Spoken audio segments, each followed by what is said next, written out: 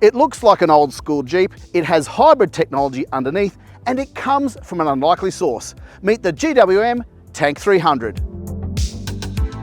The Tank 300 comes to us from Chinese manufacturer Great Wall Motors, one of the fastest growing brands in Australia. Drive.com.au and other local media were invited to sample this and other new models on a preview day inside a closed facility. A complete road test is due in a few months. The Tank 300 joins the Haval range of SUVs, the Great Wall Motors or GWM Ute lineup, and the upcoming range of Aura electric vehicles. The Tank 300 looks huge in these images.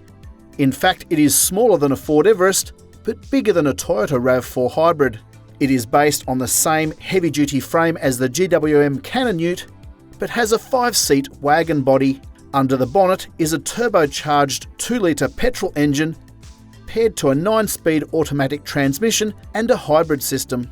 But not all hybrid systems are created equally. While Toyota hybrid tech cuts fuel consumption in half and Subaru and Mazda hybrid systems deliver negligible, if any, fuel savings, in our experience, Great Wall Motors hybrid tech trims about 25% off fuel use.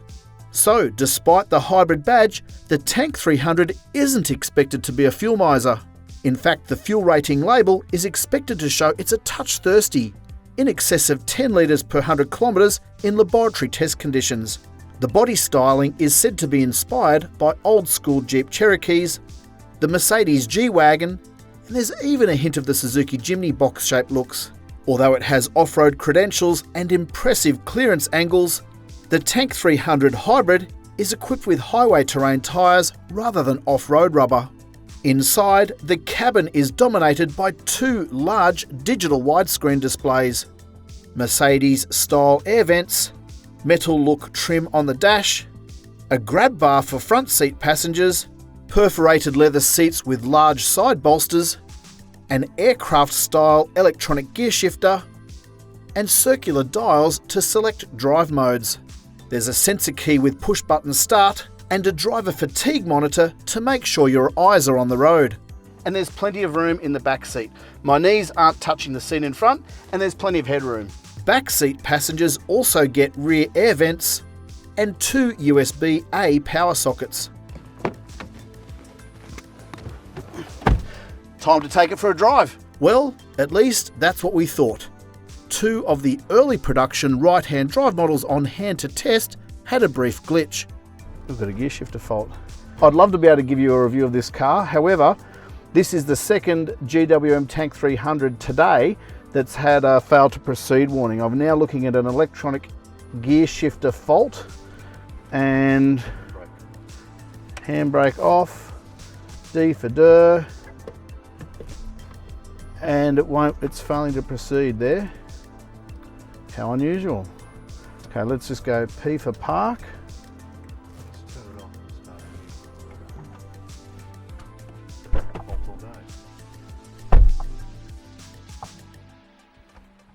Okay, now it's on. Already powered up, engage gear to drive, unlock, D for dir.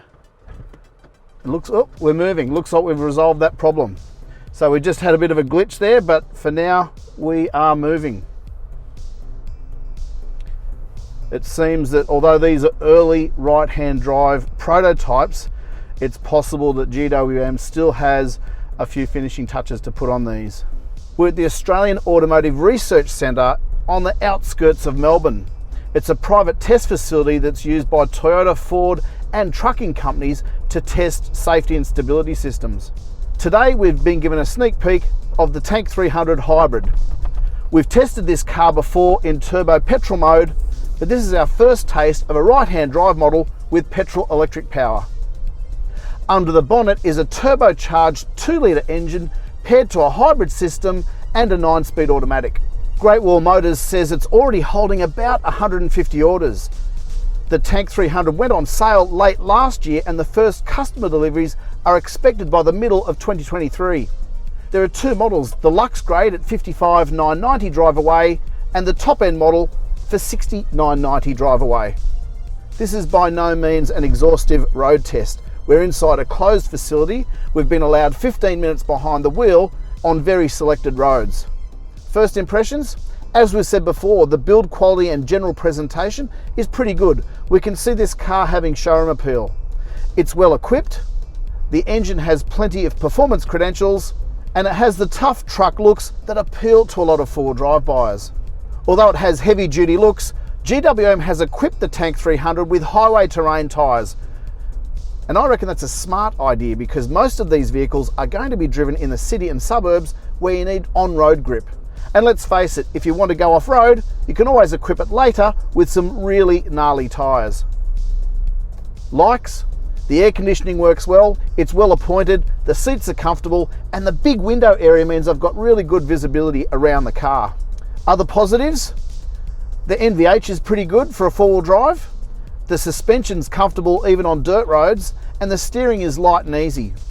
There's a large twin-screen digital display for instruments and infotainment. There's charge ports galore, plenty of in-cabin storage, and it feels light and easy to drive. Dislikes? On our preview drive, 2 of these cars failed to proceed until technicians were able to get them fixed. And the price of $55,000 to $60,000 is either a power of money or relatively affordable, depending on your budget. So, to sum up, we want to reiterate, this is a preview drive. We've been behind the wheel for 10, maybe 15 minutes inside a closed course. But suffice to say, we're very keen to get the Tank 300 into the Drive garage for a full road test. Please go to Drive.com.au to read our full review of the Tank 300 Hybrid. Click like if you've enjoyed this video and subscribe to this channel so you don't miss any future updates.